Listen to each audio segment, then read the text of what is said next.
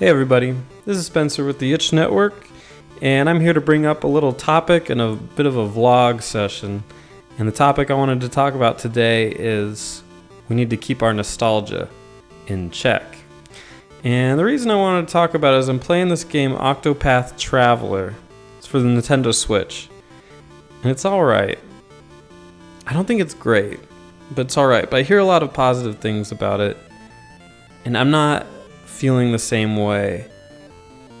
And a part of me is like, I should like it because, you know, some backstory. My favorite game is Chrono Trigger, and I love Earthbound. I actually just was wearing an Earthbound shirt yesterday, took it off for today, but love Earthbound. I grew up in the Super Nintendo era, so I played a lot of those RPGs. The PS1 era had some great RPGs that I'm super into. The Final Fantasies, Chrono Cross. There's some good Breath of Fire games on there too. But besides the point is, a lot of these games are harkening back to that old style, and they're saying like it's just like you remember it. It's the classic 16-bit style that you love.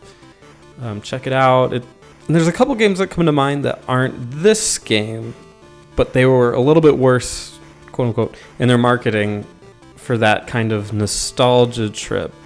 And that was Lost Sphere, and the one before that, I Am Setsuna. It was from Square Enix, their Tokyo RPG Factory. And their goal was just to make classic RPGs. That's all they're going to do. And I think they're very cognizant of the fact that there's a lot of people out there that, kind of like me, grew up in that era and would buy anything that would bring them back to that. And not to say those games are bad, because they're not bad, but they're definitely not great. And they really don't feel inspired. And I think they kind of miss the point. And I think that's where nostalgia becomes a problem, is that nostalgia helps you miss the point. So a lot of the reasons that games in the past are great is because at the time they were amazing for what they could accomplish. Whereas if you were to make that same game now, it wouldn't exactly have the same impact. Case in point, younger people seem to have a very high opinion of the new Star Wars movies. And I have a misconnection with that because I like the old Star Wars movies. Now maybe there's a quality thing in there. I don't think necessarily there's a quality issue within, special effects and filming techniques and all that good stuff. I mean, they're very capable movies. They're incredible in the special effects field. The acting is great. They got a great cast. I have problems with how it's made, but I don't hold them in as high regard as I do Star Wars Episode 4, Episode 5, Episode 6, and of course the prequels are best left untalked about. But you can see that the younger group doesn't necessarily have that same appreciation of it. And they might still like it. I mean, it's not saying they don't like it. But they probably don't see it in the same way that we do. Because when we saw it, this was top of the line stuff. This was groundbreaking. Granted, I was born in 88. But when I saw it at the time, it was still pretty groundbreaking. Because they hadn't moved incredibly far forward with special effects. They'd moved forward beyond that, but it was still kind of innovative. And then episodes 1, 2, and 3 came out, and they moved over to digital filming, and everything changed. But those movies were great at the time, at least in terms of that stuff. I mean, storytelling, they're still great, but a lot of the special effects and everything stood out at the time. If somebody now saw that, which they do, and they say, well, that looks fake. I mean, the Rancor scene, you can see the outline of the Rancor against Luke. You can see how fake it is. You can see the stop motion on certain things. You can see, the lasers shooting don't look anywhere near as good as the ones in the new ones. You can't argue that. It's just how it is. So it gets to reviewing games too, is when you review things, you have to look at it objectively, not necessarily subjectively. You can put a little bit of subjective into it, but you also have to take a look at this game was made now under current standards. If I'm going to review a game from 10 years ago, it'd be ridiculous if I said, well, the graphics aren't very good, especially compared to this game that just came out now.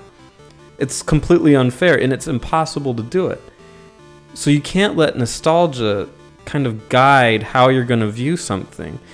Now, obviously, I'm not saying just because, this game came out forever ago, I'll still love Chrono Trigger. I still absolutely love it.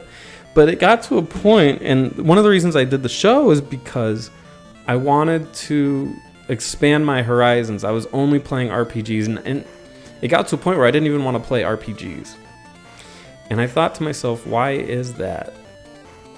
And a lot of it came from the fact that no game was as good as Chrono Trigger. That's the phrase. No game, I'll start over since I screwed it up. No game will be as good as Chrono Trigger. Okay. And as I started playing games and reviewing them and really expanding beyond RPGs, doing action games, whatever, which I'm so thankful I did. It's such an amazing experience to just branch out and play everything else. One thing I realized was no game should be like Chrono Trigger. Chrono Trigger was a piece of art, I should say, in its time. It had a dream team. It was amazing for its time. It still is amazing, but part of the amazing part of it is the history. Knowing what it went through, where it was at its moment. A lot of times when I point it out, it's like, those pixel art graphics are amazing. They weren't doing anything at that time. Well, yeah, at that time. Now we have incredible graphics that would blow it out of the water. But you can still appreciate the art for what it is, for when it was taking place. So this comes to the point where I was realizing that no game should be like Chrono Trigger. Chrono Trigger is a relic in the past that's wonderful, and I can appreciate it for what it is. Games have moved forward. I should now appreciate the games that came after it in their own light and their own setting.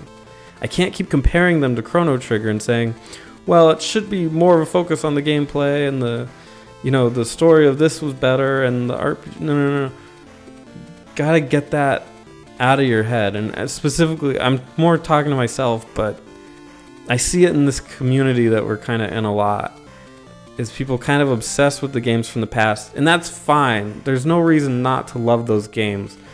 But I also hear a lot of trash about current games, and it's hard to explain without sounding totally elitist and jerky, and especially because we love retro gaming so much, which I do.